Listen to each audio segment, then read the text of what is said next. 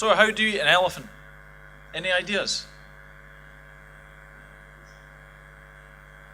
You might need to do some research about it. There might need to be a strategy. But I think, the opportunity is to eat it, as the old saying goes, one bite at a time. To break things down. What can we practically do? How can we get from A to B?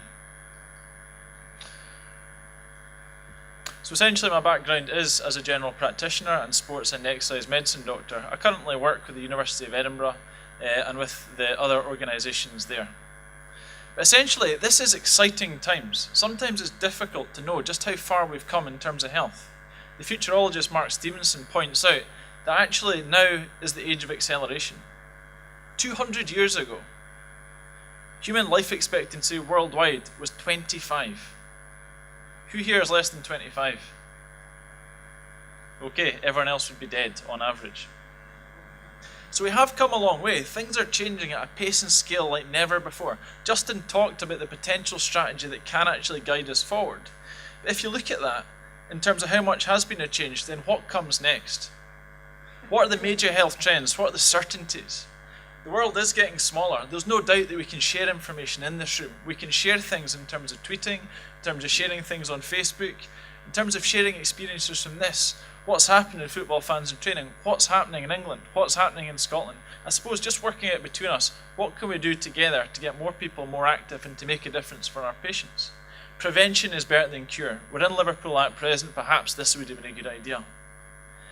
But also, the smartphone is another thing that can make a difference. 30 years ago, this sort of thing did not exist. The technology that we have available to us at the present moment can make a big difference in terms of what we're doing. And the other thing, I think, the major shift in terms of health and social care at present is that we're looking to do things with patients, not telling them what to do, not necessarily handing out medications or advising operations and stuff, but working out how we can co-produce and just work together to get better health outcomes. So we do know essentially that these are major trends in health, but what we also know is that regular physical activity is the single best thing that we can do for our patients. It's a fundamental public health challenge of our age, but it's still underappreciated. People are scared of sharks. People are scared of mosquitoes. People know that smoking is bad, but physical inactivity is at least as serious a problem as smoking, and we have the opportunity now to do stuff about it together. Just for interest, how many people here are researchers? And how many people are in policy? Great, so good representation there. And how many people are in practice, seeing patients, clinicians? I think all these groups have an opportunity to get stuff done, but there's no silver bullet in terms of tackling inactivity. Not one single thing will make a difference, but collectively across these different sectors, 7 investments at work, a North Star, a strategic document that talks about what can actually be done, makes it pretty clear that increasing physical activity is about health and social care, but it's also about what we can do in terms of communication, in terms of liaising with colleagues in education, in terms of transport, urban design, sport and recreation, the workplace, all these sort of things we can make a meaningful contribution to. These are the investments at work. I won't bore you with the detail, but essentially that's what it boils down to. We all have an opportunity to make a difference, and it's just, as per the elephant, one bite at a time. Little things can make a huge difference if they're done frequently enough and if we're all doing them. So the gist of my talk is I've worked and been fortunate to work for the Scottish Government, the Royal College of Physicians and Surgeons of Glasgow, the University of Edinburgh, in my general practice, with the university, etc., etc. And in that time, I've been exposed to lots of great ideas, bright spots, things that are making a difference. But if most of us are working in health and social care, as scientists, as physiotherapists, as general practitioners, as sports and exercise medicine doctors, as orthopods, as researchers or whatever, here are 5 things that I've seen big differences and big gains being made. So medical education. Justin talked about the opportunities and what's actually happening within curriculums. 5 years ago, only 2 of the 5 medical schools in Scotland were actually teaching about physical activity. If this is the second biggest risk factor for early death and we're not talking about it, then why not? But the curriculum leads have taken that up, and now it's a part of medical education in all 5 of those medical schools. And I know there's huge efforts, in Wales, in England and Northern Ireland, just to make this a part of what we do in terms of undergraduate curriculums, and it's now a part of every AHP curriculum, I believe, in Scotland. And I know there's huge progress in different parts of the UK. But then also in postgraduate education. There's a sign up there for Motivate to Move, and these are sort of initiatives that every day are making a difference in terms of medical education. Primary care. Do you know, 5 years ago when I didn't know anything about sports and exercise medicine, I was running to the Sahara Desert, I read this book and I read this paper by Richard Wheeler that was talking about physical activity, and I was horrified. I was just like, I don't know this stuff. I've hardly ever, as a general practitioner, asked my patient about physical activity. I must have asked about smoking 1,000 times, about alcohol more than 1,000 times. I'm Scottish, right? Obesity, the sort of stuff that people are eating. We ask that all the time, but I wasn't asking about physical activity. Now through, the network of clinical champions, now through the networks of people that are making a difference in terms of everyday practice in primary care, this is starting to happen. In secondary care as well. This is starting to become a part of routine clerking documents in hospitals. Again, when I was working in secondary care as a doctor, as an FY1, as an FY2, going through my medical training, I cannot tell you how many times I asked people about smoking. How many times I asked about alcohol, varicose veins, cholesterol problems, all these sort of things, but not one of the big challenges we face. How can we do that systematically? And that's what's happening. There's so many stories of people I hear that are saying, we've done that, it's a part of clerking documents, and actually people appreciate it. We're asking the question, we're providing brief advice, and we're signposting to resources. So these things are happening, and they do make a difference. That's what the evidence is clear. The workforce as well. Pretty much everyone in the UK works at some point during their life. Even simple things like advising people to take the stairs, freeing up time, these are the sort of things that are happening at a population level.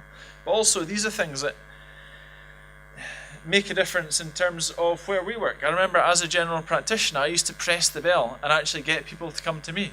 One of the receptionists pointed out to me that was awfully lazy, so I changed my habits. We can just make differences in that sort of way as well. And medical leadership.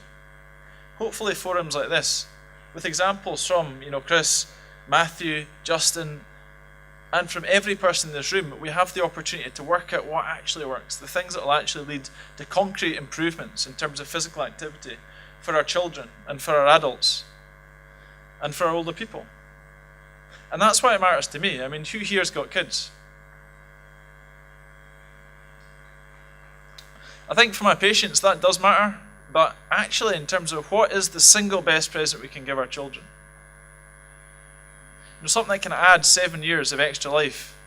Something that can actually improve life expectancy, as I say. Sorry, I repeated myself there. Something that can improve happiness and perhaps improve performance at school. Regular physical activity is what we can offer that. So as medical leaders, as people have the opportunity, how can we integrate this into the thinking of medical schools? How can we integrate this into the thinking of education and transport and stuff, and just make a bit of a noise about it? Because so far, although the amount of literature is rocketing on physical activity, there's more studies coming every single week talking about physical activity. Levels of physical activity are going like that, and even perhaps like that as well. So I think there is some great research out there, but what we have is an implementation gap. Essentially, the scale of the challenge is pretty clear. The argument is compelling. Our aim is clear, but it's by what method can we actually make a difference? And in health and social care, here are some of the things. Here are the big 5 that can actually do it. And also walking. So 54% of calories in the UK are spent walking. If we can advise people just to sit less and to walk more, rather than running ultramarathons or playing sport and things such as that, that will make a big difference. By all means, let's advise people to play sport. It has additional benefits, but let's also make things practical for people as well. So in terms of medical education, some bright spots, things that have worked really well. The University of Nottingham, the University of Glasgow, great jobs not only in terms of actually investing in their students and bringing it into the curriculums, but also sharing that knowledge widely. Postgraduate training, again, so good to hear about these clinical champions that are offering education at scale right across England.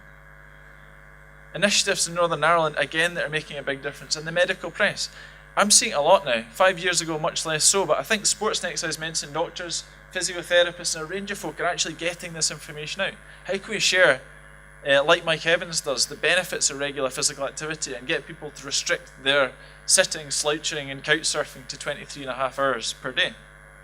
And random opportunities, these always occur. How can we just keep sneaking in this message about physical activity? The best compliment I had was I was giving a talk at Aberdeen University, just in general, about MSK and about some experiences I've had, working in sports medicine. And I just mentioned, by the way, if you're ever really stuck for an answer in your exam, just say increased physical activity, or as a risk factor, low levels of physical activity. A student got back to me and said that they wrote it 67 times in the exam. And I checked with one of the guys, they said that they had to mark him right for most of them. So can we get this in by stealth?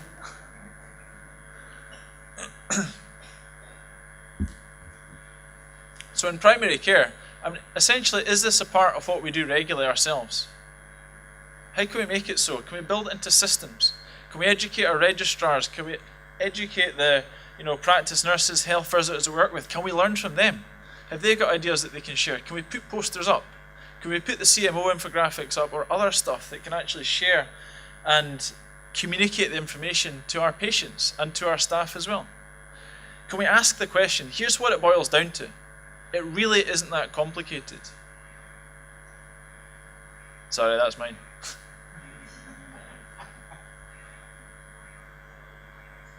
Okay.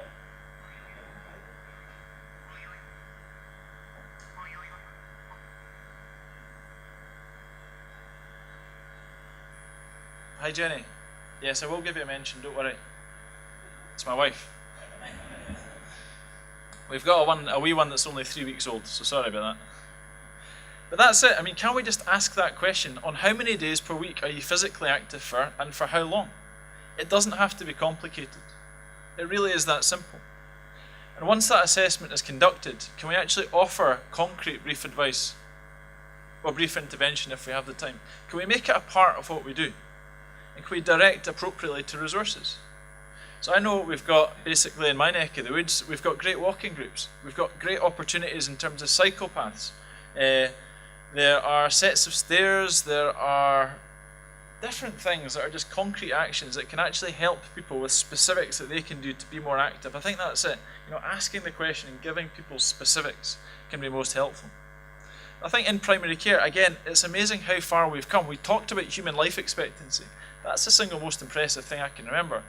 Pretty much trebling in 200 years. That's far bigger than putting a man in the moon. Let's also celebrate what's happening in primary care in the UK as well. This being a new clinical priority, the likes of Christine, the likes of Brian Johnson worked so hard to make that happen.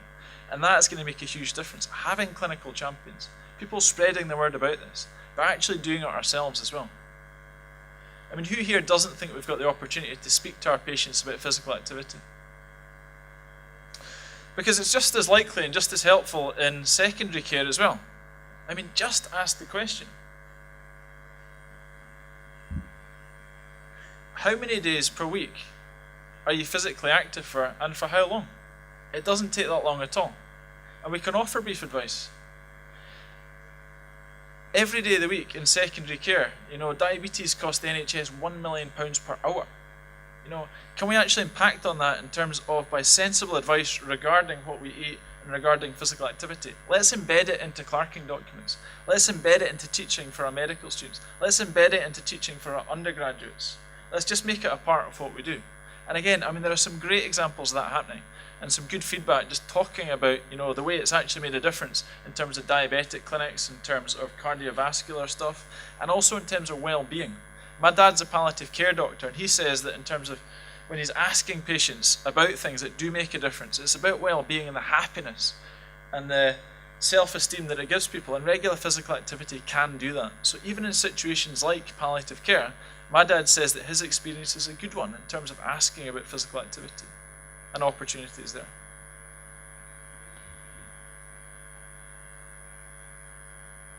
So the workforce, what actually works? What workforce interventions work?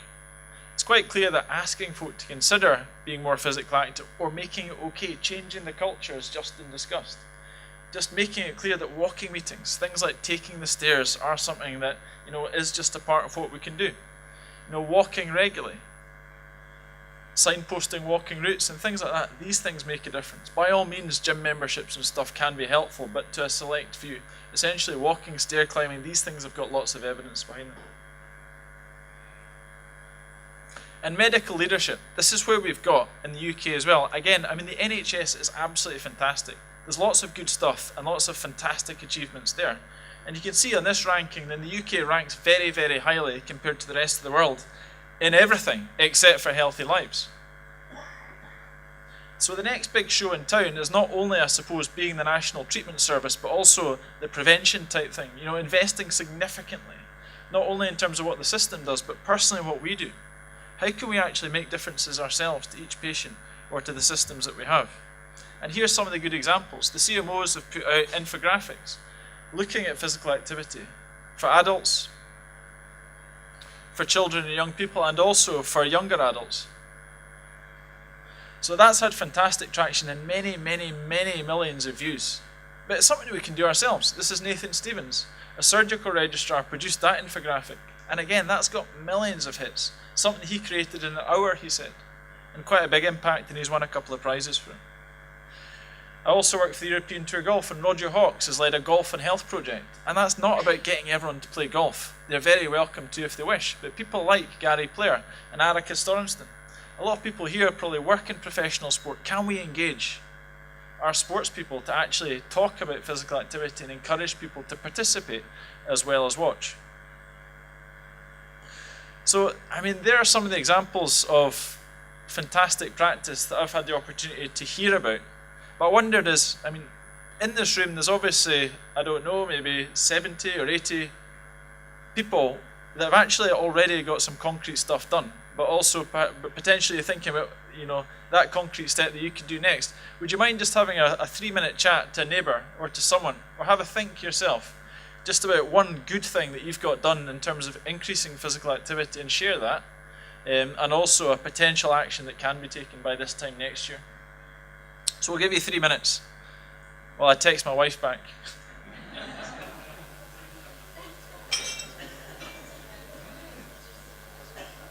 Okay, thanks for that. So, has anyone got an example they'd like to share from their partner or from themselves? Just 1 or 2 bright spots, things that have worked? Anyone like to shout out?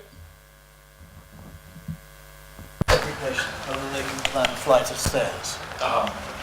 And that was always recorded in all the notes, and even the consultants. Said this was the simplest measure of fitness that was easily acquired. Now, until we can actually have every general practice record constantly just monitoring a simple indicator of the particular level of extreme fitness that a person has, and he is responsible for looking after it and being honest about it, then we won't see this change, even though you can have all this sort of talking about it.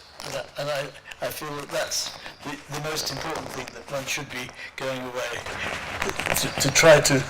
And then have a Olympic competition every 4 years where you do the median performance of the general practice and rate it against every other practice in the country. See, I really like that as an idea, because the question you're asking, systematically you're asking everyone about physical activity, but also about function. And you're also, I suppose, planting in their head about the stairs as well. So that's brilliant. That's something that I can take away, is just, you know, asking every patient about it, but then also, I suppose, suggesting that in terms of a flight of stairs. So a great thought. Any others? Thanks. I bought the practice a bike. It's had a short take-up. There's only a couple of us that use it, but it's highly visible in the GP practice to go out on your visits on a bike. A lot of the partners go walking. I know other practices have bought a car, so they cycle to work and then they use it, they have a leased car. Increasing posters and education so that bit of information you give the patient in your consultation is emphasised by the running computer screen and posters in the building. So brilliant. So, you know, medical leadership in terms of making it visible, increasing physical activity in the workforce, and those sort of information sheets. there'll be the ones that Justin has produced in terms of the CMO infographics and stuff. Those are great, but there'll be local ones as well. So another fantastic example of good practice. We'll take 2 more. So in that chat, there's like 3 or 4 of us here who are just medical students, and we each asked each other, we're all from different medical schools, we asked each other, do we get taught physical activity? And it's not covered at all in our curriculum. Yeah. So I'm not sure how much the efforts are getting into certain medical schools teaching physical activity. Yeah, so you're quite right. I mean, essentially there's been significant improvement since 5 years ago, but perhaps this is an opportunity for yourself and for your colleagues. If you've got 4 different medical schools, speak to Stephen Griffin at the back of the room there.